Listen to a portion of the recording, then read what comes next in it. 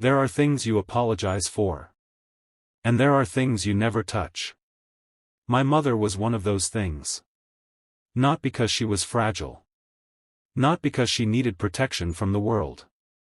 But because in the language of the streets, in the code that governed how men like me operated, your mother represented something larger than herself. She represented boundaries. Respect. The difference between business and personal. Between strategy and sacrilege. A mobster slapped her in public. In front of witnesses. On a street corner in Harlem where everyone knew who I was and what I represented. He did it to humiliate me. To test whether the man people were starting to fear was someone who could be pushed. Someone who would tolerate disrespect to avoid confrontation. He learned the answer 48 hours later. When his entire family structure, his business, his protection, his alliances, his position, collapsed so completely that he might as well have never existed. But I'm not starting at the end. I'm starting at the moment that set everything in motion. The moment a man crossed a line he didn't even understand existed. My mother was a quiet woman. Kept to herself. Worked hard her entire life. Raised me and my siblings in circumstances that would have broken most people.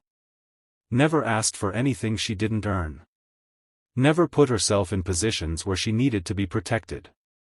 She wasn't involved in what I did. Didn't know the details. Didn't want to know. We had an understanding, her life was her life, my life was my life, and the two didn't intersect unless absolutely necessary. But everyone in Harlem knew who she was. Knew she was my mother. And that knowledge came with an implicit understanding, you don't touch her. Not because I'd said it. Not because I'd threatened anyone. But because anyone with sense understood that targeting someone's mother wasn't business. It was an attempt to break them psychologically. To hurt them in a way that couldn't be answered through normal channels. It was war disguised as disrespect. The mobster's name was Vincent Carbone. Mid-level operator in one of the Italian families that ran operations adjacent to Harlem. Not powerful enough to make real decisions, but connected enough to feel untouchable. The kind of man who mistakes proximity to power for power itself. He'd been having issues with some of my operations. Territory disputes. Small stuff. The kind of friction that happens when businesses overlap and neither side wants to give ground.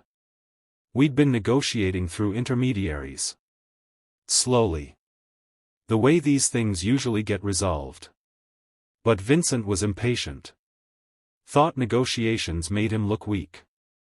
Thought asserting dominance publicly would speed things up and earn him respect from his family. So he chose to send a message. Not to me directly, that would have required courage he didn't have. But to someone connected to me who couldn't fight back. It happened on a Tuesday afternoon. My mother was walking home from the market. Carrying groceries. Minding her business. Vincent saw her. Recognized her. And decided that moment was his opportunity. He approached her in front of a small crowd. Said something I won't repeat. Something designed to provoke. To create a scene. To make sure witnesses would carry the story back to me. When she tried to walk past him, he blocked her path. When she tried again, he slapped her. Hard enough that she dropped her groceries. Hard enough that the sound carried. Hard enough that everyone watching understood exactly what message was being sent. Then he laughed. Picked up one of the items that had fallen from her bag. Examined it. Dropped it. And walked away. My mother gathered her groceries. Walked home. Told me what happened that evening. Her voice was steady. Calm. She wasn't asking me to do anything. Just informing me. The way you inform someone of a fact that they need to know. But I could see it in her eyes. The shame. Not because she'd done anything wrong. But because she'd been used as a tool. A message. A way for one man to try to diminish another. And I could see something else. The expectation that I would do what needed to be done. Not for her sake, she would have been fine never hearing about it again. But because we both understood that in the world I operated in, this kind of disrespect demanded response. That if I let it pass, it would be interpreted as weakness. And weakness, once established, is almost impossible to overcome. My first instinct wasn't rage. People expect that. Expect an immediate, violent reaction to something like this. But rage is what amateurs do. Rage is what people who don't understand power do. I felt something colder. Something that required thought, not reaction. Because the easy move, finding Vincent and hurting him, would have been satisfying in the moment. Would have sent a message. But it would have been the wrong message. It would have said, Bumpy Johnson reacts emotionally. Push the right button and you get the reaction you want. And once people know your buttons, they control you. So I did something Vincent didn't expect. I waited. 48 hours. Not because I needed that much time to plan. But because waiting served multiple purposes. First, it let Vincent think he'd won. Let him believe I was either too weak to respond or smart enough to know I was outmatched. Either interpretation served me. Because overconfidence makes people careless. Second, it gave me time to watch. To see who Vincent talked to. Who he celebrated with. Who supported his action and who quietly distanced themselves from it.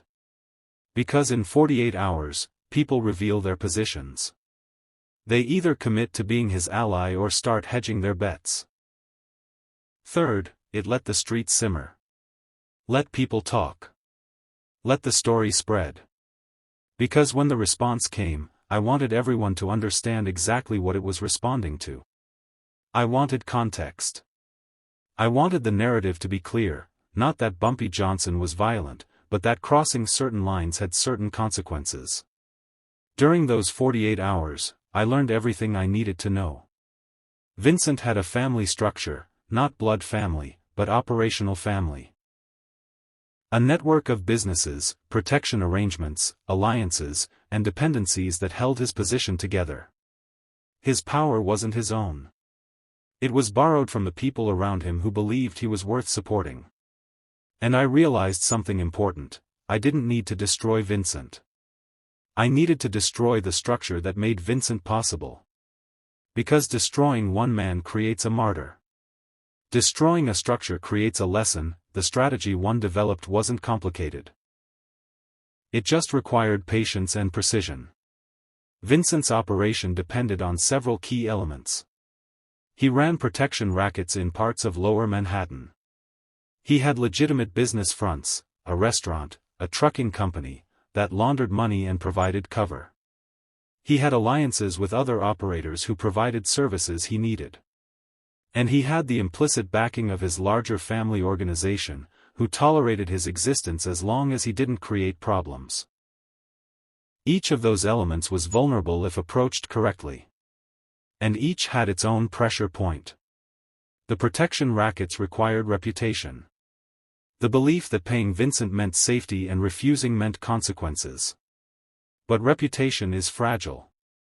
If businesses start believing that Vincent can't protect them, or worse, that being associated with him is dangerous, they stop paying.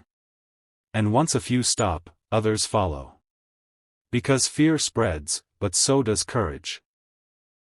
I didn't threaten the businesses Vincent protected. I protected them better. Sent word through trusted channels that any business currently paying Vincent could stop, and that anyone who tried to intimidate them would answer to me. I didn't demand payment. Didn't try to replace Vincent's racket with my own. Just removed his income and his reputation in one move. Within 24 hours, Vincent's protection operation had evaporated. Not because I'd fought for it. Because I'd made fighting unnecessary. The legitimate businesses were easier. They depended on relationships. Suppliers, customers, corrupt officials who looked the other way. Those relationships existed because they were mutually beneficial. But benefit is always conditional. Change the conditions, and the relationships disappear. The restaurant lost its liquor supplier when I had a conversation with the distributor. Not a threat. Just information. About how Vincent had recently made some decisions that were creating problems with people the distributor also did business with. About how continuing to supply Vincent's restaurant might be seen as taking sides. The distributor made his own choice. Business continued. Just not with Vincent. The trucking company lost its insurance when the broker who provided it started asking questions about the legality of some of Vincent's shipments. Questions I'd made sure someone would ask. The broker didn't want problems. Cancelled the policy. The trucking company couldn't operate without insurance. Shut down within days. None of this was violent. None of it was direct. It was just pressure. Applied systematically. To every support structure Vincent's operation depended on, the alliances were the most interesting. Because alliances in that world are always conditional. They exist as long as both sides benefit. The moment one side becomes a liability, the alliance ends. Not with announcement. Just with distance. Vincent had partners. People who coordinated with him on certain operations. Shared resources. Provided support when needed. Those partnerships existed because Vincent seemed valuable. Seemed like someone worth being associated with. But what happens when someone starts looking like a liability instead of an asset? When their businesses are failing? When their income is drying up? When their own family organization starts questioning whether they're worth the trouble they're causing? The partners disappeared. Not dramatically. They just stopped returning calls. Stopped showing up to meetings. Stopped coordinating. Vincent found himself suddenly isolated. Surrounded by people who'd been his allies 48 hours ago but had now decided he wasn't worth defending. Because that's what happens when you're perceived as weak in that world. Support evaporates. Not because people are disloyal. Because loyalty is a luxury you can only afford when the person you're loyal to is useful. The family organization, the larger structure Vincent was part of, was the final piece. And the most important. Organizations like that tolerate a lot from their members. But they have limits. They don't care if you're ambitious. Don't care if you're aggressive. Don't even care if you make enemies, as long as those enemies stay manageable. But what they can't tolerate is someone who creates problems that affect the entire organization. Someone whose actions draw unwanted attention. Someone who starts a conflict they can't finish. Someone who makes the organization look weak by association. I made sure Vincent became that person. I didn't talk to the family directly. Didn't need to. I just made sure certain information reached certain people. About how Vincent's recklessness was creating problems. About how his businesses were failing because he'd made unnecessary enemies. About how cleaning up his mess was going to require resources and attention the organization didn't want to spend. And I made sure they understood that this could end easily. That I wasn't interested in a war with the larger organization. Just with Vincent. That if they removed the problem would be removed. But if they protected him, the pressure would continue. They made the logical choice. Vincent was called to a meeting. Told that his protection was being withdrawn. Told that he was on his own. Told that whatever happened next, the organization wouldn't interfere. Which meant Vincent went from being a mid-level mobster with organizational backing to being a man alone, with no income, no allies, and a lot of enemies. That I never touched Vincent personally. Never confronted him. Never threatened him directly. Didn't need to. Within 48 hours of slapping my mother, his entire structure had collapsed. His businesses were closed or failing. His protection rackets had evaporated. His allies had disappeared. His organization had abandoned him. He went from being someone with position and power to being someone who existed at the mercy of people who no longer had any reason to show mercy. I heard later that he left New York. Went somewhere quieter. Somewhere he could start over under a different name with different people who didn't know what he'd done. Maybe he's still alive. Maybe not.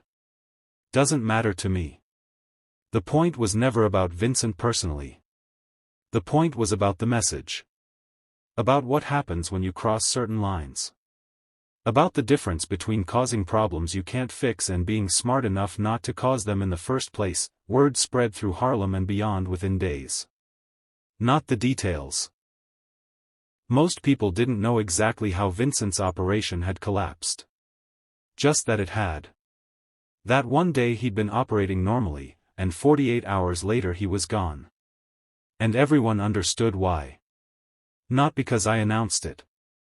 Not because I explained it. But because the timeline was obvious. Because the connection between slapping my mother and Vincent's disappearance was too clear to miss. People drew their own conclusions. Made their own calculations.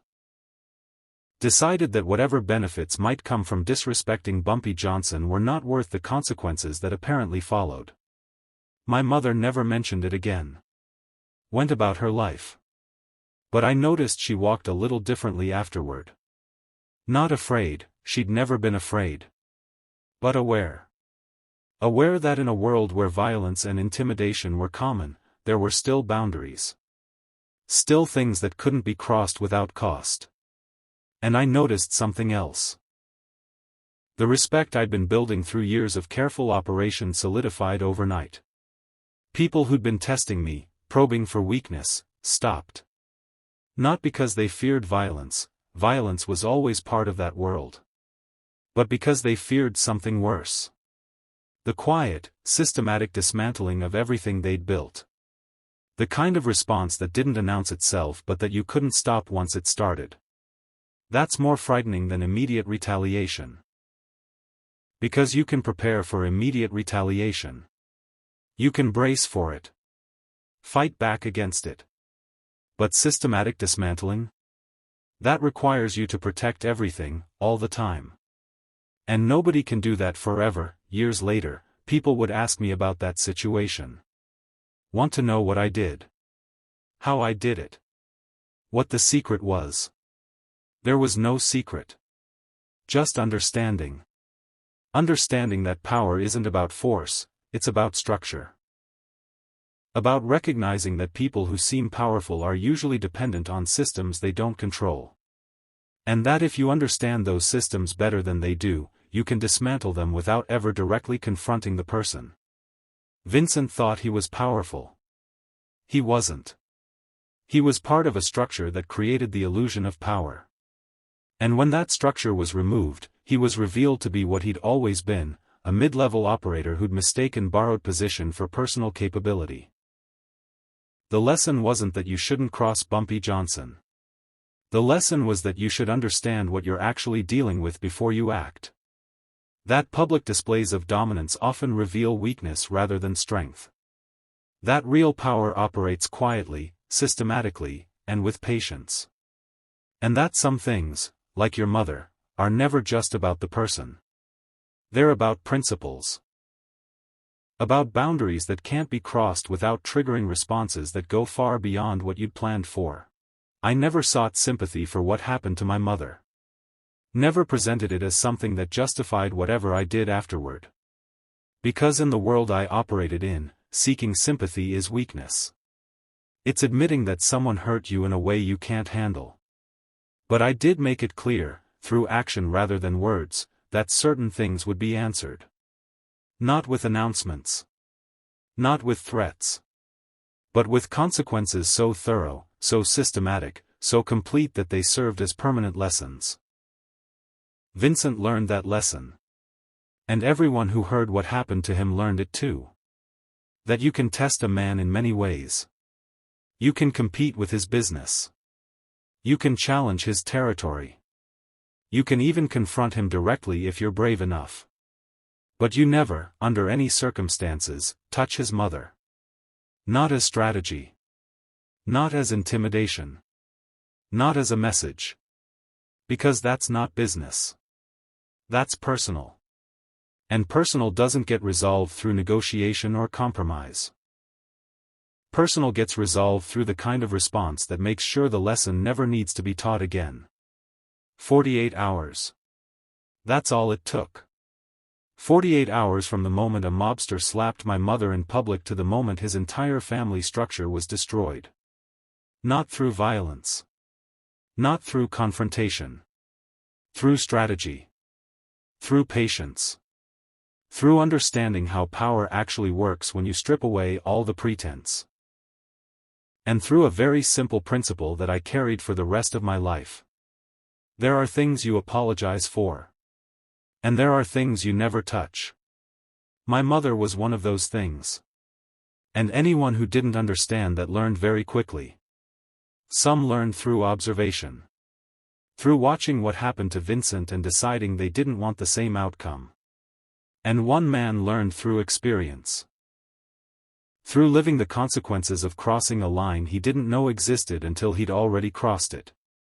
Either way, the lesson was learned. And it never needed to be taught again. Because some lessons, when taught correctly, last forever.